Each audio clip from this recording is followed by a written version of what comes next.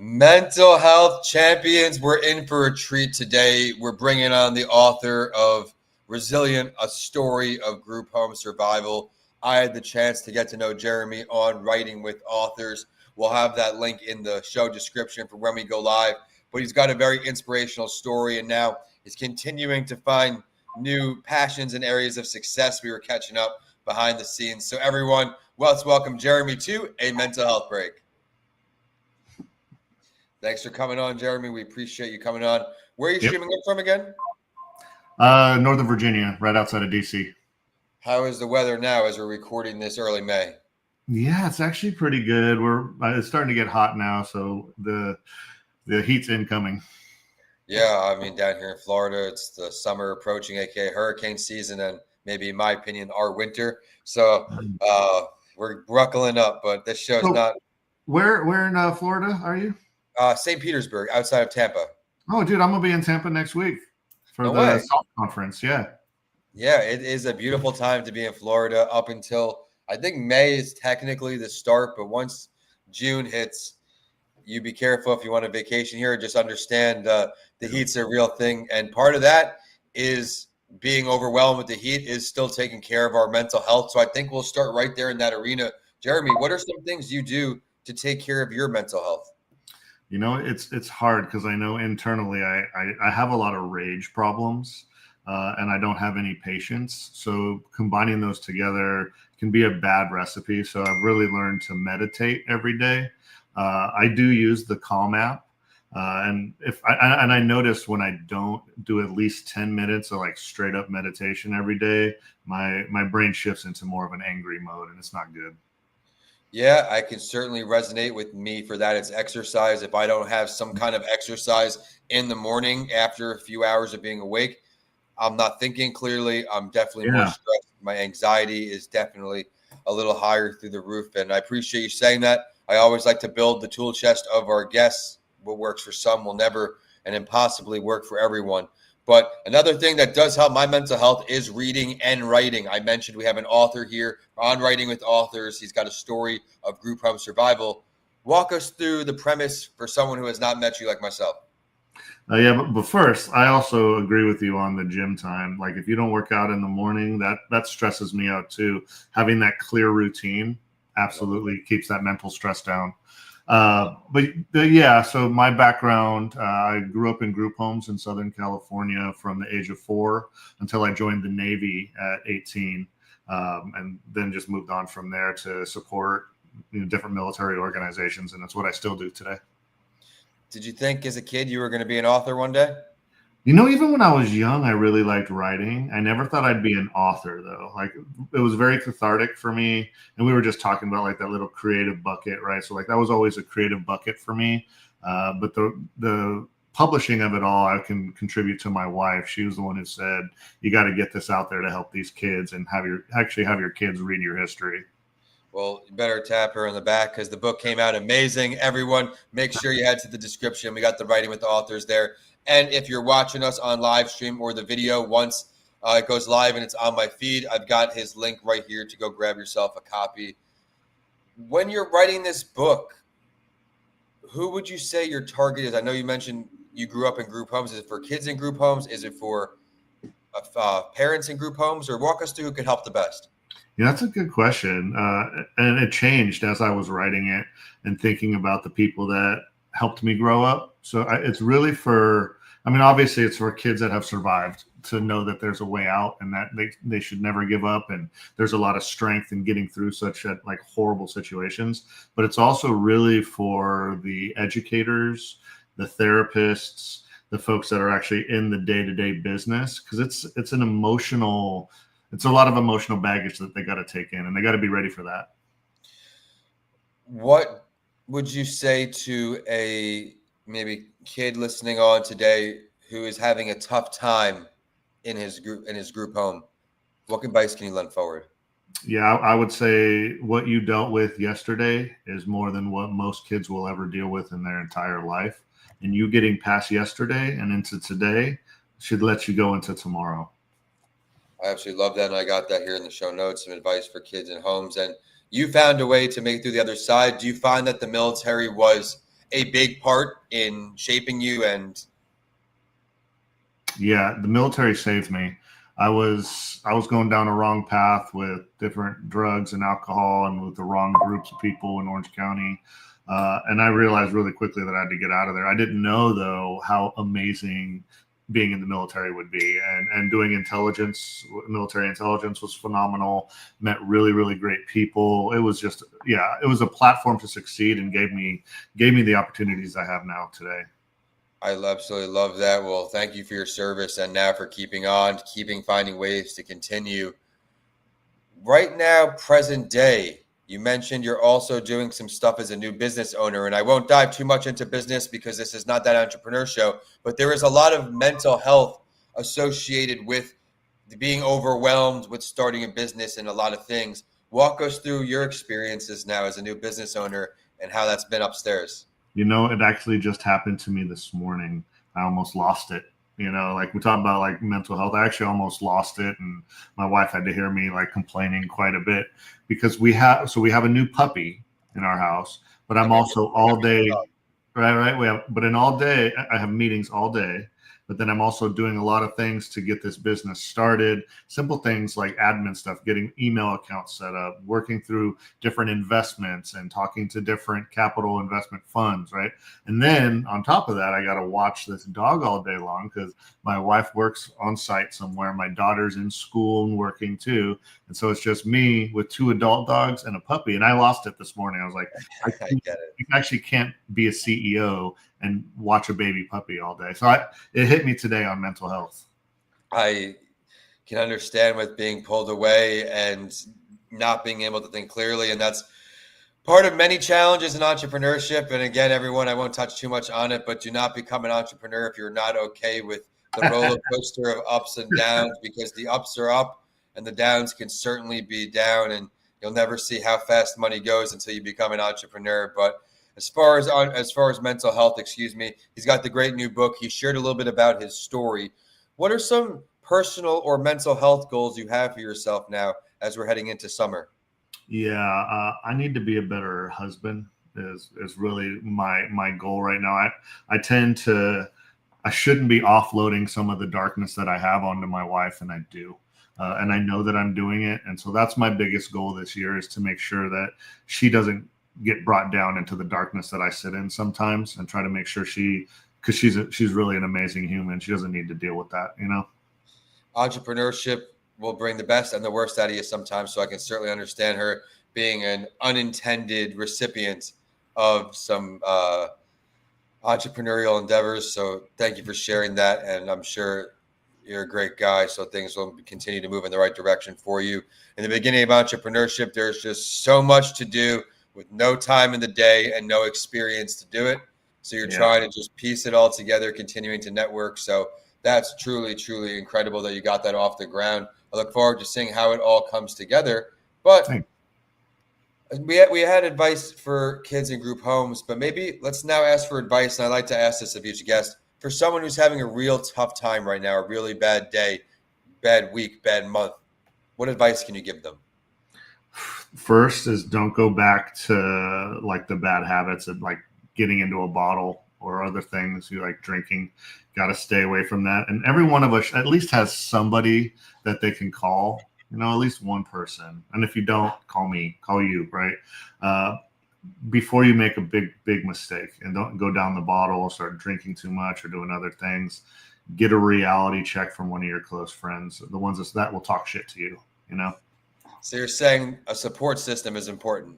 Yeah. And the ones that know you, especially the ones that know what you've been through, they're always like my close friends. They're still from California. They give me grief all the time. And that's what I like, It's important to have people that will tell you things that will help you improve and get better, not just what you want to hear all the time. So I can certainly resonate with you there. Do you think you're going to have a second book come out on this topic, or let's walk through that? Yeah, I was thinking about it, but I don't know if I want to write past the group home foster care stage and into the military. I'm moving into fiction now. And so I'm writing a fiction book now. Let's talk about that.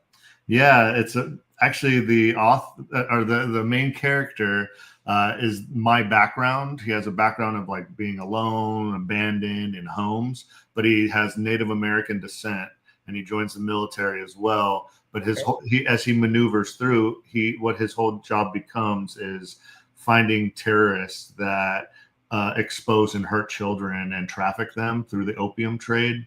And he ends up joining the FBI. And it's a good story. It's a really good outlet. And I think we were kind of talking about some of the stuff before with when it's writing fiction, you have to create dialogue with the different characters. And it's actually really easy to do. People say it's hard. And it's probably because we might be a little bit, loco in the cabeza. Yeah, well, that's always fun to have new things to strive for, new goals, and stepping outside your comfort zone is very important because that'll be always the best way to grow.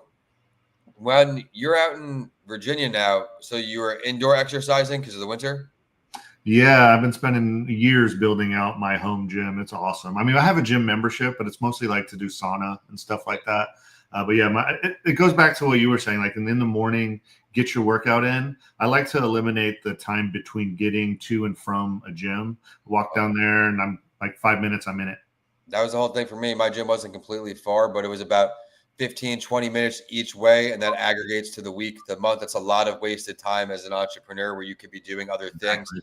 I was never a bodybuilder or anything. The gym is nice, but I, like you, invested in some stuff for my house where I've got my stationary bike and the bench and the dumbbells, so I can do the bare minimum, and that's enough to just keep going. And again, I asked him that question because exercise looks different for everyone. It could be taking long walks. I take breaks throughout the day, walks right outside my sidewalk. You could be lifting weights in the gym, the sauna, all of these things, just things to take care of our mental health. Now, we talked a little bit about mental health with business, but mental health as a parent. What can you walk us through as raising kids, how the mental health challenges and the benefits with that? Yeah, I can honestly say that I've made a lot of mistakes as a dad. You don't realize at the time the things you say they remember. And that's the hardest thing for the mental health side of being a parent is knowing that you're going to make those mistakes and continue to make those mistakes, but you got to forgive yourself. I love that. Being able to forgive yourself is so important. No one's perfect. And unfortunately, we are human, so we will make a mistake or two along the way. How old are your kids? I got adult kids pretty much. I got almost 21-year-old boy, 19-year-old boy-girl twins, an 18-year-old boy, and a 16-year-old girl. All right, so you're out of the terrible twos and all that. I got one kid left in the house, and then we're done. And it's funny. I always say, "Oh, I'm so glad they're going to leave," and my wife's like, "No, you're not." And like, I'm glad to have the peace, but I'm sad to have lost that forever. That's gone now. Well, yeah, they're grown. I totally get it. I moved 1,000 miles away. I have family here in Florida, but from where my folks are in New York, so I could certainly resonate with that. Again, that goes back to having a good support system. We talked a lot of great things today: exercise, writing. I look forward to seeing when these next books come out because then we have to bring you back on writing with authors. What is something else about mental health that we would like for us to know about? Maybe some experiences that you had, some more lessons. I would say that for me is the right spouse. I made a mistake once. I'm divorced from that, but my wife now, having a partner that can bring you back to ground and keep you from really going nuts has been a life-saving thing for me. Without her, I don't even know, honestly, if I'd even be around. Well, I'm glad that you have her in your life and you're continuing to move on the right path again and again and again. Everyone having these different goals, we also talked about not just professional, but personal goals are extremely important. We can strive towards them each and every day. I find goal setting and organizing my schedule are things that lower my stress. Does that actually work for you as well? Yeah, I've been time boxing. Have you heard of this? Oh, every night. I think I don't know. Yeah, there you go. Yeah, so I time box on my calendar now. So it's crazy because I've actually removed people from seeing what I put on my calendar, so it just says busy. But I'm time boxing 5-10 minutes at a time as thoughts come through, and that's good for our mental health because we lose it, right? We're like, that's important, and then something else happens. And we're like, what were we talking about? And it was actually important. Right when it happens, I just make a little time box in my calendar, so I hit it. And I love that. I recently put a post out on that where you're doing a time audit of yourself. When you actually block out, I do it before bed. I look at my calendar. I have my Calendly where no one can book like at least 18 hours or a day out. So I make my schedule. You finish your work so much quicker, or I would say you do. I read this in a book, Fanatical Prospecting by Jeb Blount, where your productivity actually increases when the time decreases, when you're time constrained. So I only have 30 minutes, and you can look at it like, okay, I'm going to do the laundry today. How often do you actually get that laundry done today? Yeah. Right? You don't. You have, it just sits there and sits there. No, I'm going to be writing from 10 to 10:30. I'm going to take a break. I'm going to be doing this from 11 to 11:45. I'm going to take my walk, whatever. Scheduling out. I hope that helps some people listening on. And I'm so glad you brought that up. So I'm not the only one, because it really was a free tool that is a game changer. Oftentimes people want to spend money on these hacks and these tips and these things, but I'm not the 100% perfect eater, but I know the value of starting my day with a banana and some fruit. I know the value of getting up off the computer at least once an hour, because my eyes by now in the afternoon, they get drained. They hurt a little bit. Taking walks, having some sunlight hit me. Stressful days are never going to end. And I've learned that there's just new stress, but we have to find ways that work for us to mitigate it. And for me, meditation, I'm on and off for Lent this year. Instead of just giving up candy, I also brought on meditation as much as I can for just little spurts. And I've been like that for a while, just trying to find new ways. Is there anything new that you've tried lately that is newish? Yeah, so I'm a big fan of the 80-20 rule. You're tracking that one? Righto, yeah. So like, and you're talking about working like hard within that 30-minute window. Or like, I like to do most of my stuff in the morning. Always. But if I can get most of my work done in the morning, it's big boy rules in my company. So if you can get 80% of that done in 20% of the time, you can leave the rest of the day. I absolutely love it. And I'm a little abnormal. I'm up by 3, at my desk by 4, and I get those solid hours in. And that's 6 days a week except Saturdays. I have no distractions, no calls, no emails, no texts in those early hours, and I get 6 hours of productive activities done before I really hop on a Zoom for podcast. Then I can think a little more clearly. I'm not here like thinking about 1,000 things. I got my work done, and that's just something I prioritize. Entrepreneurship has many sacrifices, but it also teaches you to leverage your strengths. I've always been an early bird. You may have heard me say this if you're an avid listener, but I've been asleep at the sleepovers first too, right? I was never a night bird. I could always, need a big nap if I'm going out at night. I'm always productive in the morning, so I try to leverage that. But I can't thank you enough, Jeremy, for coming on another show. Everyone, be sure to head. You see here on the bottom, he's got Amazon link here, but you could also probably type that into Amazon, Resilient Story Group Home Survival. Yeah, absolutely. Yeah, I appreciate you pushing that out there too, man. I really hope it helps somebody. Yeah, all good. As an author, it's hard. There's one thing to write the book, and a lot of people don't realize it's another to actually sell copies and market the book after that first week.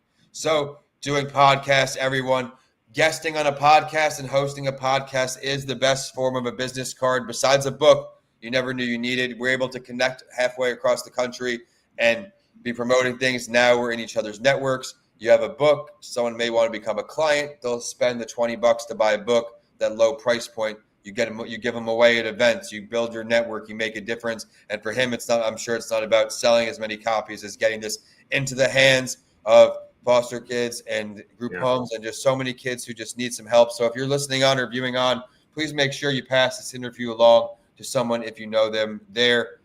My name is Vincent A. Lancey. I'm encouraging you to head to Amazon and follow Jeremy on LinkedIn. This is a mental health break. Remember to subscribe and leave a rating so you're caught up for the next mental health advocate here next week on next Sunday. And with that, we're signing off today from Virginia all the way down to Florida. Jeremy, thank you so much. Thanks, brother.